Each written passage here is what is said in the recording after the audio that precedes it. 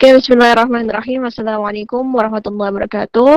Alhamdulillahirabbil alamin, hamdan na'imin, hamdan yuwafi ni'amahu wa yukafi mazidah. Ya Rabbana lakal hamdu kama yanbaghi li jalali wajhika wa 'azimi sultanik, amma ba'du.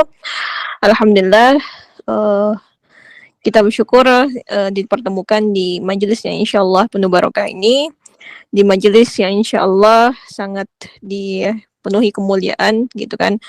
Dan alhamdulillah kita juga masih diberi umur yang penuh keberkahan gitu kan, untuk menuntut ilmu, untuk memetik hikmah, dan semoga insyaallah ilmu yang diberikan malam ini bisa bermanfaat, bisa diamalkan, yang paling penting seperti itu. Oke, tema malam ini adalah mengenal potensi diri dalam barisan dakwah. Oke, ini tema yang kayaknya berbeda gitu kan. Biasanya kita ngisi-ngisi kajian tuh biasanya ya agak jauh-jauh tentang percintaan, nikah dan segala macam gitu kan. Tapi maksudnya ya di masa muda kita gitu ya. Di masa muda kita intinya kita tuh nggak melulu ngomongin tentang masalah cinta, masalah nikah dan segala macam gitu kan. Karena masa muda itu adalah bagaimana caranya kita itu bisa produktif, bisa bisa mengisi lah gitu kan, mengisi waktu-waktu muda kita gitu kan, untuk menghasilkan sebuah karya, menghasilkan sebuah hal yang bisa bermanfaat gitu untuk umat, tentunya seperti itu ya. Nah, jadi mengenal potensi diri dalam barisan dakwah, kayak ada di surah Al-Imran ayat 110 ya. Kalau misalnya antum ada Quran, bisa dibuka Qurannya gitu ya. Saya bacain ayatnya, kuntum khair ummatin ukhriyat linnasi ta'muruna bil ma'ruf wa tanhauna 'anil munkari wa tu'minuna billah ya. Mungkin sebagian dari kita udah familiar ya dengan ayat ini gitu ya. Kuntum khaira ummah. Jadi kalian itu, kata Allah di dalam surah Al-Imran ayat 110, ya telah dijadikan umat yang terbaik. Khaira ummah, yaitu umat yang terbaik. Jadi sebenarnya Allah itu sudah menjadikan umat Muslim gitu kan, ya umat Islam gitu sebagai khaira ummah ya. Tapi ada syaratnya ketika kita untuk masuk ke golongan khaira ummah, bukan sekedar ya udah cuman sekedar jadi orang Islam, orang Muslim kita termasuk golongan khaira ummah, enggak. Untuk khair ummatin ukhrijat linnasi, dikeluarkan yang yang diutus lah gitu, ukhrijat linnas, yang diutus kepada manusia. Siapa orang-orang khaira ummah itu? Khairin nasi ta'muruna bil ma'ruf, itu orang-orang yang yang mengajak kepada kebaikan. Ta'muruna bil ma'ruf wa tanhauna 'anil munkar, amar ma'ruf nahi munkar. Terus yang terakhir apa? Wa tu'minuna billah. Ya, jadi kalau misalkan kita mau masuk ke golongan khaira ummah, itu ada 3 syaratnya gitu kan. Ya, kita adalah orang-orang yang mengajak kepada kebaikan, kita adalah orang-orang yang mencegah dari keburukan, dan yang ketiga otomatis adalah kita orang-orang yang beriman kepada Allah, seperti itu. Nah, kembali lagi kita bahas ya.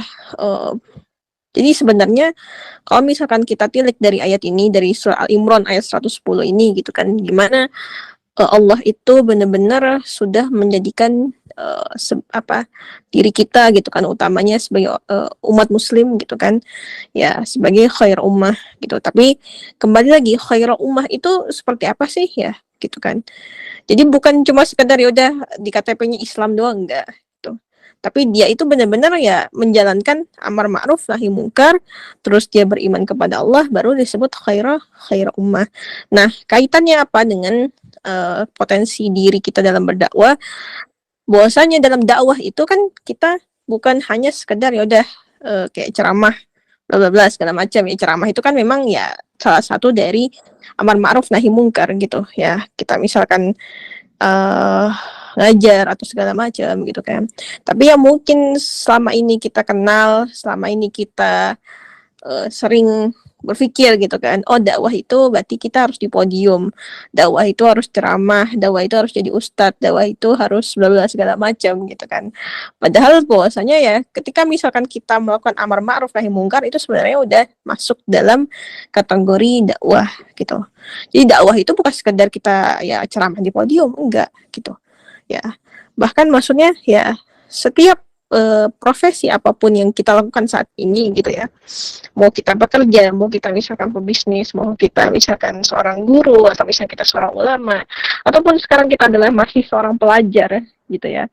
Nah, itu sebenarnya komponen itu amar ma'ruf nahi mungkar itu bisa kita lakuin gitu. Tanpa harus maksudnya kita harus jadi ulama besar dulu, harus jadi ustadz besar dulu, enggak. Ya, dakwah itu bisa dilakukan oleh setiap orang gitu. Nah, kayak misalkan kita contoh ya gitu, ya dakwah yang bukan maksudnya contoh dari eh, prinsip dakwah itu bukan hanya sekedar ceramah, bukan hanya sekedar di podium, atau dakwah itu bukan hanya bagian dari pekerjaan para ustadz atau ulama gitu ya. Contoh adalah misalkan kita seorang dokter gitu kan. Seorang dokter itu makanya kalau misalkan dokter ya beda misalkan dokter yang mengerti tentang syariat Islam sama dokter yang nggak mengerti tentang syariat Islam gitu.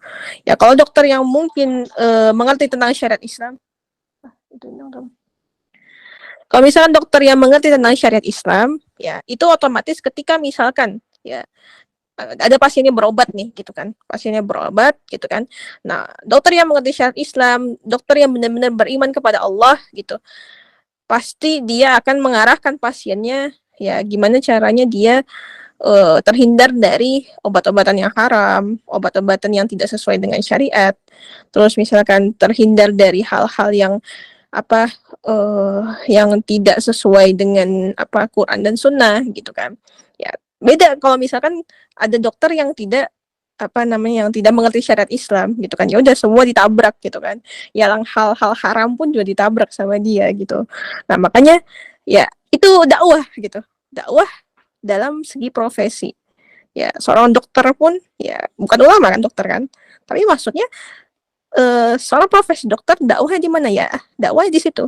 Gimana caranya dia mengedukasi orang-orang pasiennya gitu kan? Gimana caranya biar terhindar dari mengkonsumsi obat-obatan yang haram mungkin kan seperti itu. Nah, itu kan dakwah. Jadi kalau misalnya kita mengkonotasikan dakwah itu harus ceramah enggak mesti gitu. Sama misalkan ketika kita jadi seorang pedagang atau pebisnis atau pengusaha dan segala macam gitu kan. Ya, beda halnya seorang pedagang yang ngerti syariat Islam sama pedagang yang enggak ngerti syariat Islam. Nah, bedanya di mana gitu kan. Kalau pedagang yang ngerti syariat Islam, otomatis dia akan um, apa namanya uh, merancang perdagangannya gitu kan, melaksanakan perdagangannya sesuai dengan syariat Islam. Oh ini kira-kira perdagangan saya sesuai dengan syariat Islam atau enggak? Oh, perdagangan saya ada ribanya atau enggak gitu kan? Perdagangan saya ada gorornya atau enggak gitu. Nah, beda sama orang-orang pedagang atau pengusaha atau pebisnis yang enggak ngerti syariat Islam. Nah, dia ya udah tabrak-tabrak aja, mau itu riba ke, mau itu barang haram ke, mau itu perdagangan haram, ya udah terobos aja gitu bahasanya gitu kan. Nah makanya disinilah pentingnya kita keimanan kita kepada Allah, terus amar ma'ruf nahi mungkar itu dilaksanakan ya. Ya jadi kembali lagi dakwah itu bukan sekedar kita yaudah ceramah di podium jadi ustadz, enggak. Apapun profesi antum sekarang, antum ada jalan dakwahnya masing-masing gitu kan. Jadi tapi ketika kita terjun di jalan dakwah ya kita harus ngerti dong ilmu tentang syariat gitu kan. Sama tadi ya saya contohin gitu kan. Bagaimana dokter yang ngerti syariat Islam, bagaimana pebisnis, pengusaha yang ngerti syariat Islam, itu mereka akan menjalankan segala hal prosesnya sesuai dengan syariat Islam. Beda dengan orang-orang yang nggak mengerti dengan syariat Islam. Ya, terus kalau misalkan kita kayak seorang pekerja gitu kan, atau misalnya seorang murid gitu, seorang murid yang mungkin gimana cara dakwahnya gitu kan, jalan dakwahnya tuh kayak gimana sih gitu kan, misalnya seorang murid ya yang yang mungkin ilmunya masih masih minim lah ya bahasanya gitu ya. Nah, seorang murid tuh dakwahnya seperti apa? Ya, misalkan ketika kita ada teman kita yang ngelakuin suatu kemungkaran atau mungkin ngelakuin suatu kebatilan. Nah, itu kan bisa menjadi ladang dakwah kita, gitu kan. Jadi misalnya ada teman kita pacaran atau misalnya ngelakuin maksiat atau segala macam. Nah, itu kan disitulah kita bisa ngambil pahala dakwah seperti itu gitu. Jadi dakwah itu nggak usah harus nunggu oh ya udah harus jadi ustadz dulu, harus jadi enggak. Ya, tapi kembali lagi ketika kita berdakwah itu juga harus ada bahasanya ada rambu-rambunya, ada batasannya gitu. Jadi jangan oh apa jangan merasa oh iya nih saya kan udah dapat ilmu yang banyak gitu kan. Jadi yang ilmu saya yang paling tinggi gitu. Ilmu saya yang paling benar. Ilmu saya yang paling bla bla bla segala macam gitu kan. Nah, ini penyakit kesombongan yang biasanya banyak dilakukan oleh para pendakwah gitu. Jadi ya udah hanya pendapat dia aja yang paling benar, pendapat orang lain salah gitu. Nah, ini juga harus hal-hal sifat-sifat yang harus dijauhi dari kita gitu kan. Karena apa? Ya kebenaran itu kan hak mutlak Allah. Ya kita tuh nggak tahu. Maksudnya ya kembali lagi kayak misalkan kita ngomongin masalah furu'iyah, masalah cabang ya dalam ilmu agama Islam. Misalnya kayak masalah fikih gitu kan. Masalah fikih. Ini yang benar mana sih sholat pakai kunut atau enggak?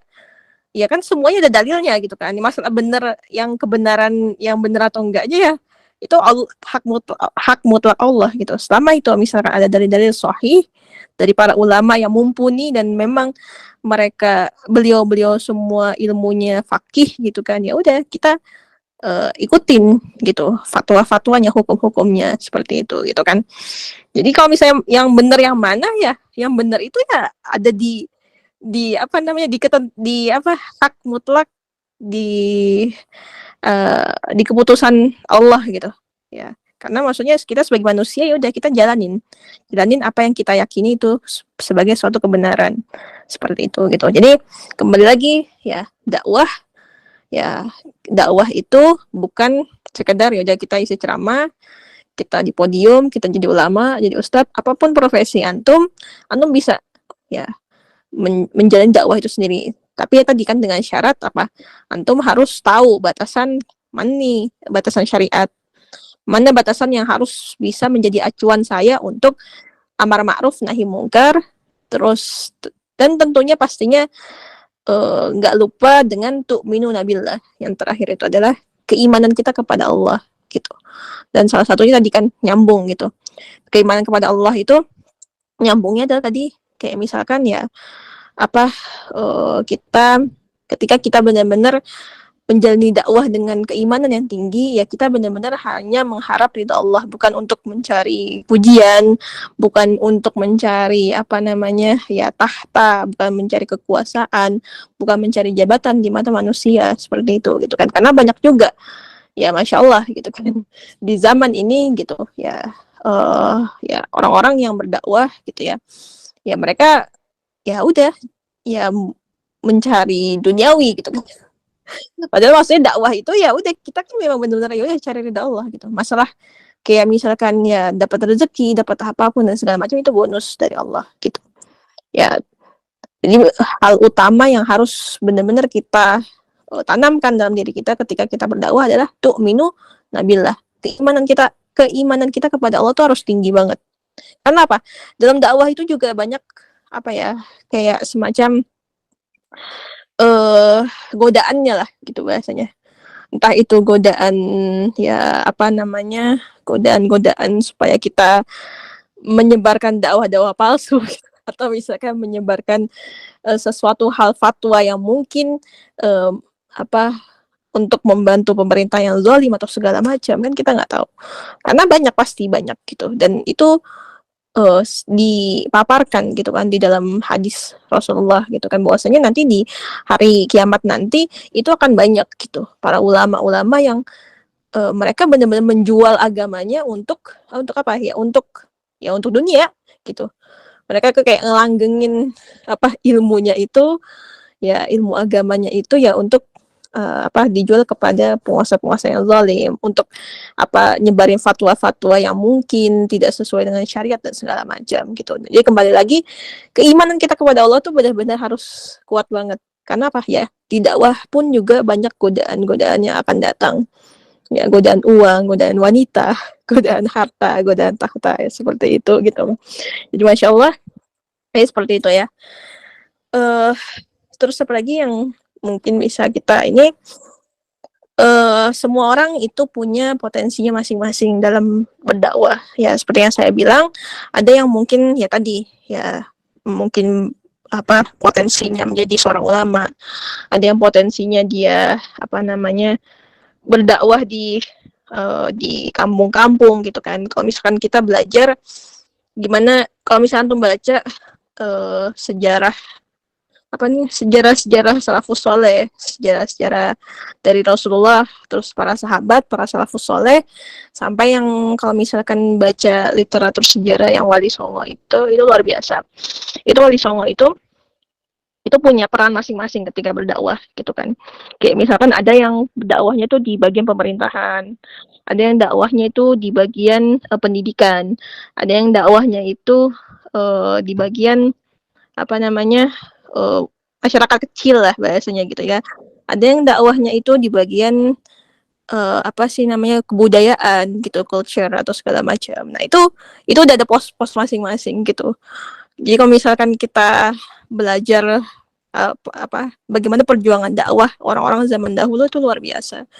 Jadi setiap pos-pos itu udah istilahnya Allah itu sudah memberikan pos-posnya lah gitu.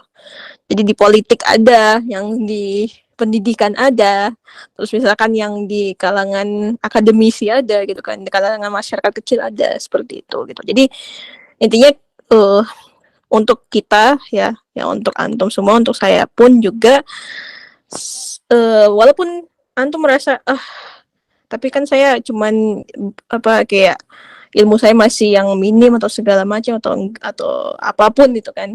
Ya Allah itu tidak menilai uh, kecil atau besarnya ya kontribusi yang kita berikan gitu kan. Tapi kembali lagi adalah Allah itu menilai bagaimana keikhlasan kita, bagaimana keimanan kita, bagaimana perjuangan kita dalam dakwah. Jadi walaupun antum sekarang, saya cuman guru di sekolah kecil atau sekolah yang misalkan sekolah yang di pulau terpencil gitu ya, ya nggak apa-apa gitu kan. Kan kita nggak tahu hmm,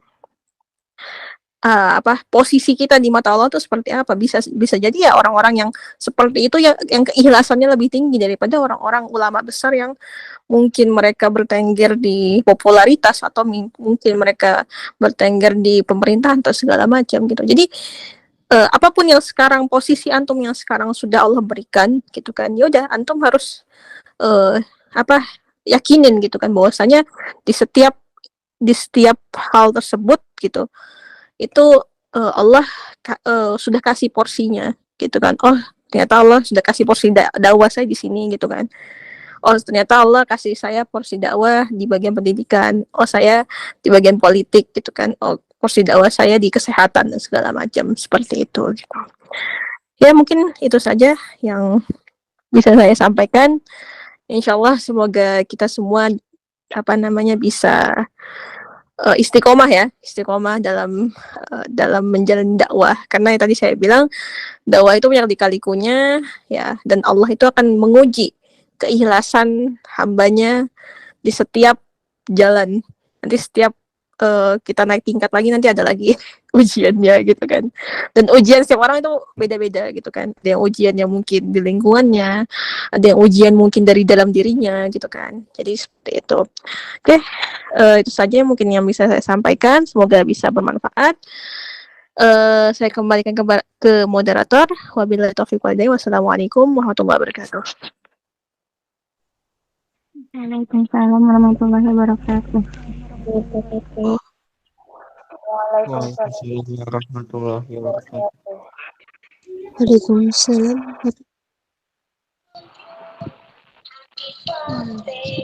Nah, Masya Allah, tabarakallah. Jazakillah khairan katsiran kepada Ustazah Zahra karena telah memberikan ilmunya yang luar biasa untuk kita semua. Semoga ilmunya dapat bermanfaat bagi orang lain. Semoga selalu dalam kebahagiaan, keamanan, dan keberkahan Allah Subhanahu wa Ta'ala. Amin ya Rabbal 'Alamin. Amin. Acara selanjutnya yaitu sesi tanya jawab. Saya ambil 7 pertanyaan tercepat dengan ketentuan sebagai berikut. Yang pertama, sebelum bertanya, silahkan untuk salam dan perkenalan diri. Yang kedua, pertanyaan sesuai dengan tema yang diberikan. Yang ketiga, pertanyaan diajukan melalui on mic. Nanti saya ambil 7 peserta tercepat yang angkat tangan dan saya akan bacakan namanya.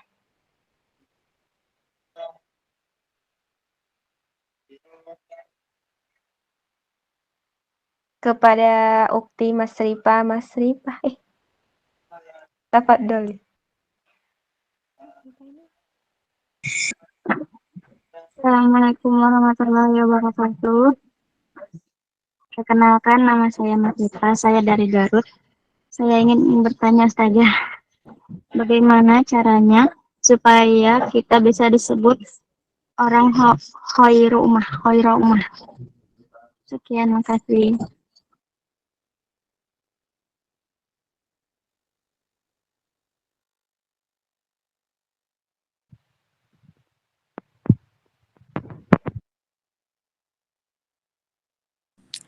Oke, bismillahirrahmanirrahim. Tadi yang seperti yang saya sampaikan, itu kan kuntum khaira ummatin ukhrijat lin-nasi ta'muru bil ma'ruf wa tanhauna 'anil munkari wa tu'minuna billah. Jadi tiga kriteria kalau misalnya kita mau jadi khaira ummah, yaitu adalah amar ma'ruf, nahi mungkar, sama beriman kepada Allah. Jadi kalau antum mau jadi sebaik-baiknya umat yang seperti disampaikan di surah Al-Imran ayat 110, maka ya antum harus melakukan tiga hal tadi. Ya, mengajak kepada kebaikan, terus mencegah kepada kemungkaran ketika melihat kebatilan, ketika melihat suatu kemungkaran, maka antum harus bisa ya menahi mungkar lah bahasanya gitu, harus mencegah kemungkaran itu gitu, seperti itu. Sama ya, kita harus menjadi orang-orang yang beriman, imannya kuat. Ya, imannya kuat itu seperti apa gitu kan? Itu kan ada banyak kriterianya gitu. Kalau misalkan kita baca Quran tuh kan suka ada ya ayyuhalladzina amanu apa gitu ya. Nah, itu kan banyak kriteria orang-orang yang beriman kan. Tapi kalau misalkan secara dasarnya adalah keimanan kita kepada Allah itu benar-benar harus kuat. Ya, rasa roja roja itu rasa harapan, rasa khauf kita, rasa takut kita itu benar-benar harus seimbang lah gitu, seimbang kepada Allah seperti itu. Jadi maksudnya gimana? Maksudnya kita tuh nggak terlalu yang berharap-harap banget, tapi nggak usah yang terlalu takut banget gitu.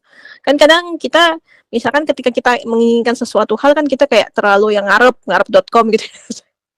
Maksudnya terlalu berharap, terlalu berlebihan lah gitu kan. Nah kalau misalkan cara kita beriman kepada Allah, yang paling dasar adalah kita menyeimbangkan antara rasa khauf dan roja, rasa takut dan rasa harap gitu. Jadi nggak usah yang terlalu berharap lebih juga, tapi jangan terlalu takut yang berlebihan seperti itu, kayak gitu.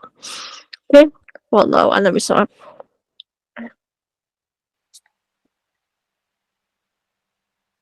Nah, itu tadi penjelasan dari Ustazah yang bertanya mungkin bisa dipahami. Selanjutnya kepada Resta Rismayanti, tafadhol.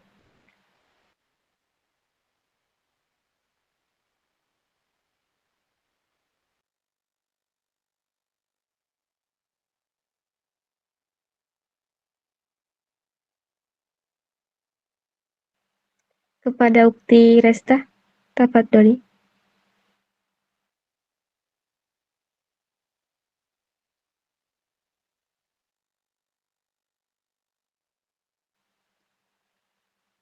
Baik, kita alihkan saja ke Ukti Nur Atasya Tasya. Tafadhol.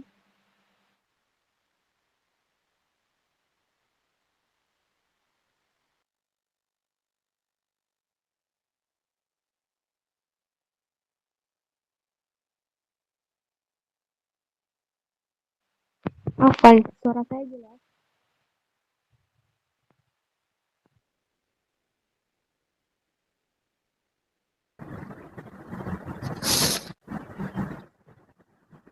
Gak kedengaran, Kak. Kepada Ukti Nur Atasya Tasya. Tafadholi.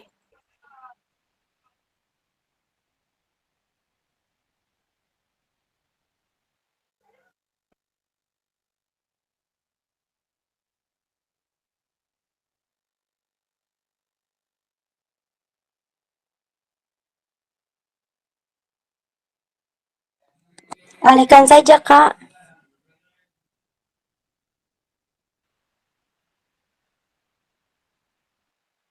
Baik, kita ke Ukti Husnul Khotimah. Assalamualaikum warahmatullahi wabarakatuh. Perkenalkan, nama saya Husnul Khotimah, asal dari Sumeneb. Afwan, saya mau bertanya, bagaimana cara agar kita menguatkan keimanan kepada Allah Subhanahu wa taala? Syukron.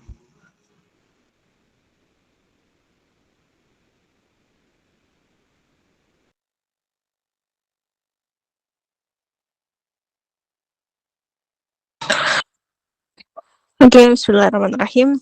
Bagaimana cara kita menguatkan iman kepada Allah? Ya tentunya ketika kita ingin menguatkan iman kita kepada Allah, ya kita benar-benar harus mengerti ilmunya, kayak maksudnya ilmu seperti apa, ilmu tentang bagaimana mencharge iman ya gitu kan.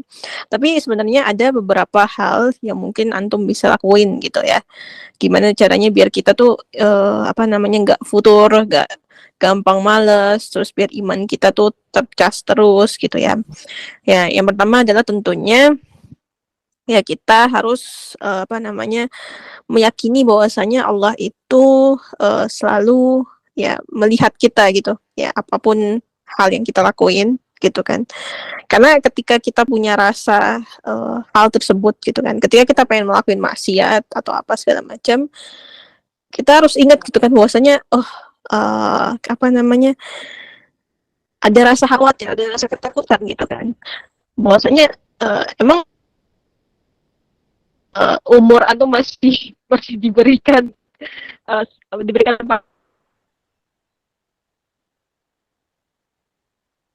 panjang gitu, atau misalnya antum yakin ketika misalkan berbuat maksiat nggak dicabut nyawanya oleh Allah gitu. Nah itu rasa-rasa seperti itu terus terang maksudnya bisa membuat iman kita tuh kembali naik lagi gitu. Yang tadinya mungkin iman kita lagi futur, iman kita lagi turun gitu kan, apalagi pas mau buat maksiat gitu kan, pas kita ingat itu langsung kita ya udah nggak cepet-cepet ya istighfar gitu kan, dan langsung urung untuk buat maksiat seperti itu. Jadi benar-benar rasa kita selalu diawasi oleh Allah, rasa bukan takut akan mati ya, maksudnya rasa mengingat kematian.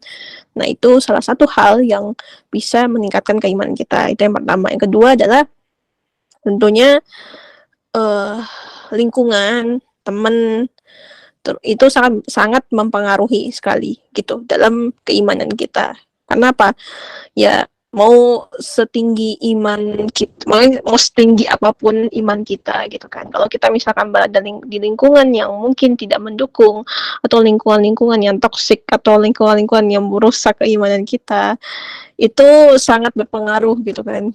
Ya makanya kalaupun misalkan kita sekarang ada di lingkungan yang mohon maaf gitu kan, yang penuh ketoksikan, atau misalkan lingkungan yang luar biasa merusak gitu kan, minimal kita punya teman ya yang bisa mengingatkan kita gitu. Makanya para salafus saleh itu senantiasa reminder gitu. Kalau misalkan antum punya teman yang senantiasa mengingatkan antum untuk munajat kepada Allah, senantiasa mengingatkan antum untuk tidak berbuat maksiat atau segala macam. Nah, itu harus dipegang terus-terusan. Karena apa? Teman itu pengaruhnya luar biasa. Lingkungan itu besar.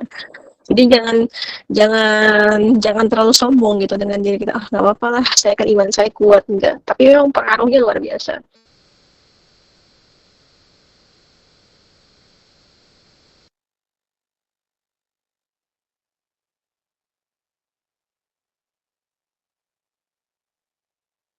Lingkungan dan teman gitu. Makanya punya teman yang mendukung kita untuk istiqomah dalam kebaikan itu rezeki juga yang sangat luar biasa gitu. Jadi jangan sampai kita lepas dari hal itu gitu. Dua hal itu seperti itu aja sih, dua hal itu aja dulu yang bisa kita lakuin. Nanti yang sisanya adalah ya pastinya dengan banyak rutinitas meningkatkan keimanan gitu kan, entah itu dengan banyak sholat tahajud, terus rutinitas kita dengan Quran, rutinitas kita mungkin dengan menghadiri majelis ilmu, kajian dan segala macam. Itu juga pastinya bisa mencharge iman kita lagi seperti itu. Oke, wallahu a'lam bishawab. Nah, itu tadi penjelasan dari Ustazah. Mungkin yang bertanya bisa dipahami. Baik, kita ke pertanyaan ketiga kepada Owi Bedalat. Tafadhol.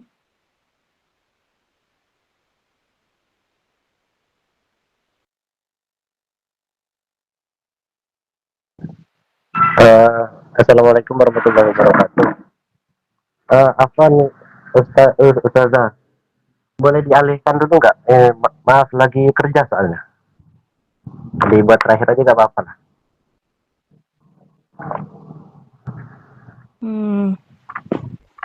Afwan Ustaz, dialihkan dulu ya. Nanti dipanggil lagi.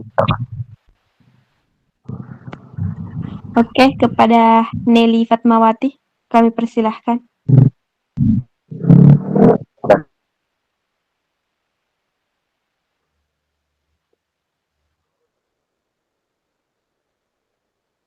Saya?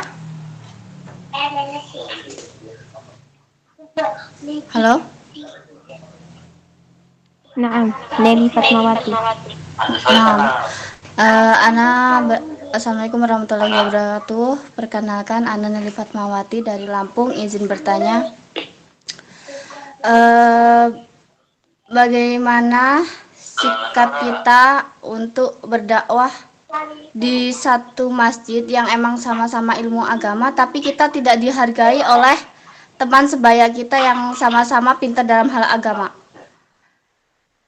Jadi lebih dominan ke berdebat argumen gitu.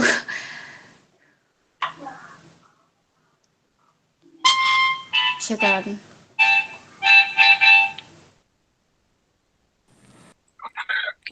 Bismillahirrahmanirrahim. Ya, jadi sebenarnya ketika kita ingin meresapi sebuah ilmu, itu ada 3 hal yang mungkin bisa kita lakuin. Yang pertama adalah pastinya banyak murojaah, ya banyak mengulang ilmu tersebut, gitu kan. Yang kedua adalah perdebatan, yang ketiga adalah diskusi, gitu. Sebenarnya kalau misalkan kita di majelis ilmu itu nggak masalah untuk berdebat, gitu kan.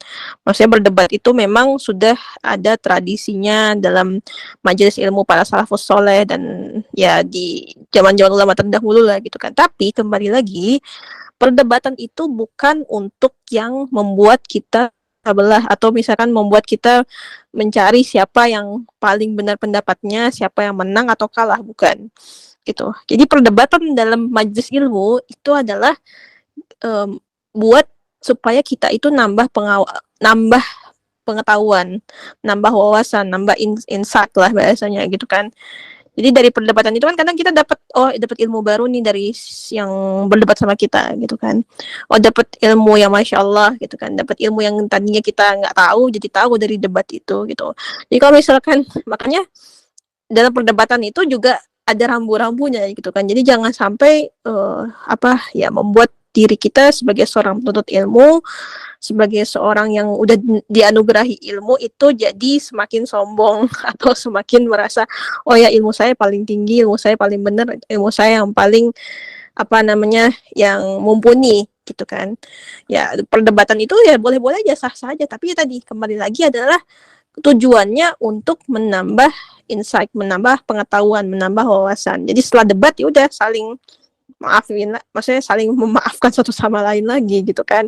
Dan itu yang dilakukan oleh para salafus saleh terdahulu gitu kan. Makanya kan mazhab fikih itu kan ada 4 gitu. Ya ada mazhab Hanafi, mazhab Syafi'i, mazhab Hambali, mazhab gue lupa. Hambali, Syafi'i, Maliki sama Hanafi gitu. Itu kan ketika kayak masalah fikih itu paling banyak perdebatannya gitu kan, masalah furu'iyah itu kan. Nah ketika misalkan berdebat itu ya para ulama ya bukan berdebat untuk mencari siapa yang paling tinggi ilmunya, enggak, tapi bagaimana cari solusi, cari pengetahuan, cari wawasan dari hal perdebatan itu. Seperti itu gitu kan. Ustazah, kalau misalnya ini kan majelis ilmu bukan, kalau mazhab kan memang berbeda-beda. Cuma ini beda keyakinan dia Dia apa Wahabi loh Ustazah, tapi dia masuk kalangan eh, intinya dakwanya Syafi'i, jadi kita banyak perdebatan gitu. Aku udah maafin, tapi dia tuh kayak nggak terima gitu loh, selalu ngajak argumen terus gitu. Gimana cara kita untuk menghindari tersebut gitu loh? Kayaknya tuh capek ngomongin. Nah, Oke, oke, paham, paham, paham. Insyaallah, oke. Sebenarnya kalau misalkan ada orang yang seperti itu, lebih baik kalau misalkan kita udah tahu nih karakter orangnya seperti itu ya, lebih baik hindari perdebatan.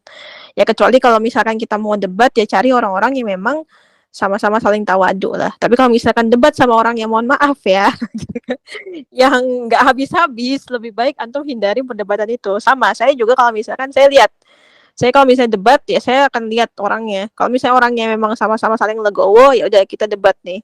Tapi debatnya tadi kan tujuan kita ya udah untuk nyari pengetahuan lain gitu. Tapi kalau misalkan lawan debat kita adalah orang-orang yang mohon maaf gitu ya sok tahu yang merasa paling dirinya paling benar gitu kan, lebih baik udah berhenti aja. Jadi gak usah yang di ini lagi nanti nggak akan selesai beneran. Gitu. Lagi ntar atas dia jadi dalil lagi. kalau menurut Ustazah nih, kan kita kontak nih sama maafnya ngomong dia Wahabi gitu. Lebih baik kontaknya masih di aja atau emang kita blok, tapi takutnya beliau tuh sakit hati karena kita kan harus hablum minanas. Bagaimana Ustazah? Ya nggak apa-apa, intinya kita tetap muamalah di luar hal-hal tersebut, maksudnya di luar hal-hal yang memancing perdebatan gitu, maksudnya muamalah tetap jadi satu rahmi.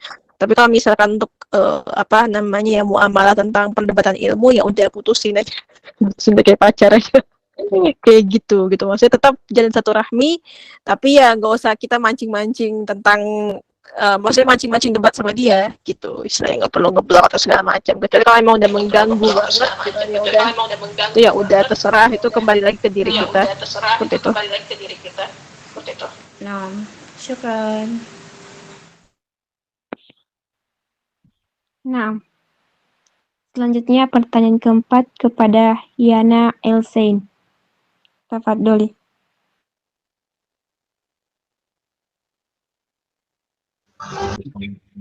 Assalamualaikum warahmatullahi wabarakatuh.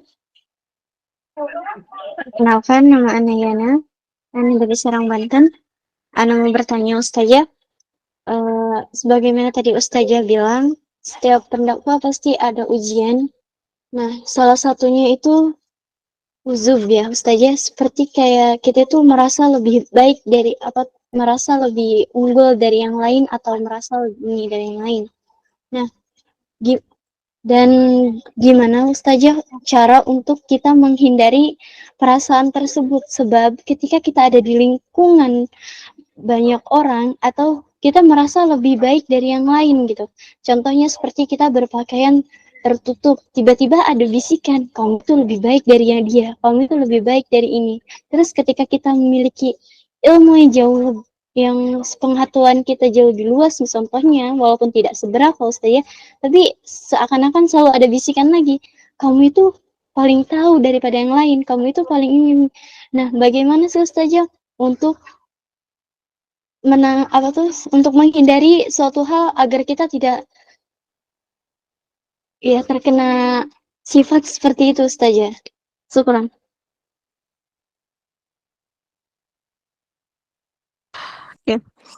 Soalnya ini saya ngutip salah satu perkataan ulama, lupa nama ulamanya siapa.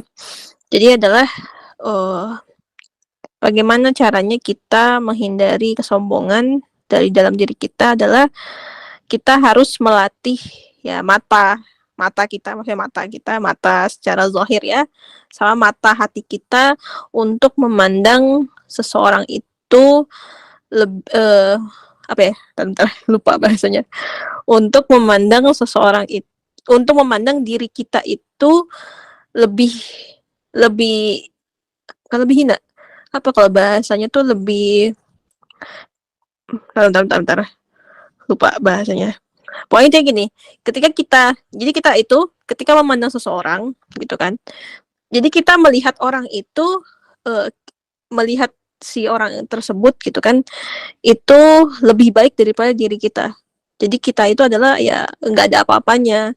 Maksudnya pribadi kita itu maksudnya lebih hina daripada orang tersebut. Sama ketika kita memandang orang-orang yang ahli maksiat atau segala macam. Jangan mandang mereka sebagai ahli maksiat karena kita nggak tahu di mata Allah itu mungkin aja si ahli maksiat itu mungkin orang-orang yang eh, tingkatannya ya tingkatan apa sih namanya kastanya lah bahasanya gitu ya di sisi Allah itu mungkin lebih baik daripada kita. Nah itu yang harus sebenarnya kita latih gitu, bukan hanya sekedar masalah ilmu tinggi atau enggak, bahkan ketika kita memandang orang-orang yang ahli maksiat ya kita pandanglah mereka sebagai orang-orang yang mungkin punya kedudukan yang tinggi di hadapan Allah karena kita nggak tahu gitu.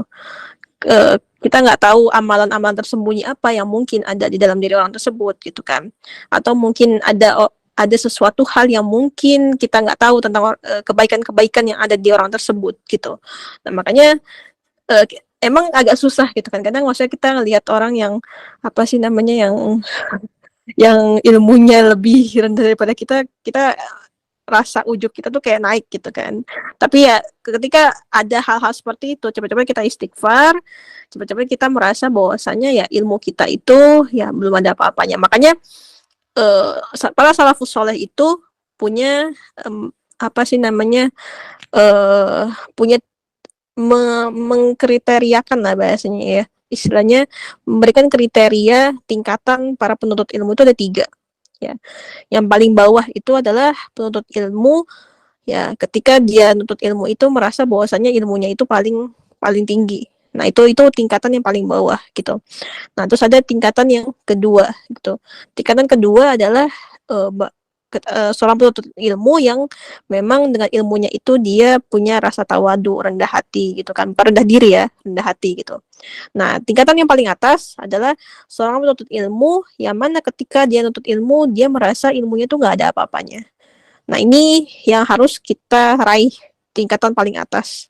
Jadi, ketika kita nuntut ilmu, walaupun misalkan, mohon maaf, ya ini juga mungkin terjadi sama saya juga, gitu kan. Kadang misalkan kita, apa namanya, ada majelis ilmu gitu kan. Ini mah gue udah tahu nih ilmunya gitu kan. Nah, kadang ada rasa seperti itu tuh ya, dan itu mungkin kebanyakan kita rasain gitu kan, ada tahu lah ilmunya gitu kan segala macam. Nah ini ketika kita ada sudah masuk pikiran-pikiran tersebut, cepat-cepat istighfar, cepat-cepat kita merasa bahwasanya ya Allah saya ini memang nggak ada, maksudnya ilmu saya ini belum ada apa-apanya gitu kan. Jadi cepat-cepat antum buka lagi wadahnya ya, wadah jiwa antum gitu kan. Siapa tahu kita kan nggak tahu, mungkin aja di dalam majelis ilmu tersebut ada ilmu yang mungkin kita belum ketahui, mungkin ada ilmu yang siapa tahu bisa membuka jalan hidayah untuk diri kita gitu kan. Jadi jangan langsung ini udah tahu nih ilmunya, ini udah tahu nih, ini pasti si ustadz ini ngajarinnya tentang ini segala macam gitu kan. Nah ini kan juga memang salah satu bentuk kesombongan yang sering terjadi di dalam diri kita. Kalau misalkan ada pikiran-pikiran seperti itu, cepat-cepat kita istighfar dan kita langsung masuklah tuh ya ke tingkatan yang paling tinggi. Allah, ilmu saya ini belum ada apa-apanya, maka tolong bukakan pintu wadah jiwa saya untuk apa namanya, untuk meraih keberkahan ilmu-ilmu yang lain lagi seperti itu. Oke. Jadi ya memang berat sih. Dan saya juga kadang ngerasain gitu kan. Tapi ya itu harus apa ya? Kita harus melatih diri kita gimana caranya kita bisa menjadi orang yang tingkatan paling atas. Bahwasanya ya ilmu saya ini belum ada apa-apanya, ilmu saya ini masih masih harus banyak belajar lagi lah gitu kan. Seperti itu. Oke, wallahu a'lam bishawab. Nah, yang bertanya mungkin di video. Oke, Afwan, untuk moderator kan udah jam 9, nggak apa-apa ya. Ada pertanyaannya mungkin. Mau dilanjut atau ditutup, Ustazah? Tutup. Kenapa? Ditutup, soalnya udah jam 9. Nah, Ya, oke. Mohon maaf.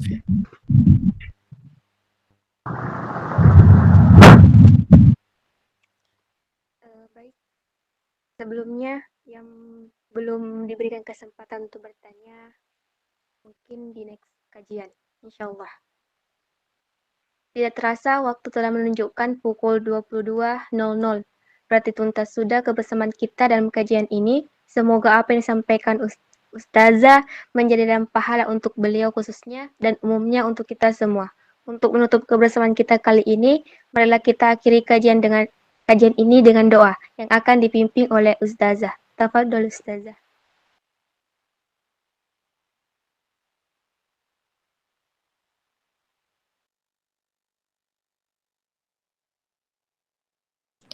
Oke, mungkin langsung aja kita baca doa kafdul majlis ya.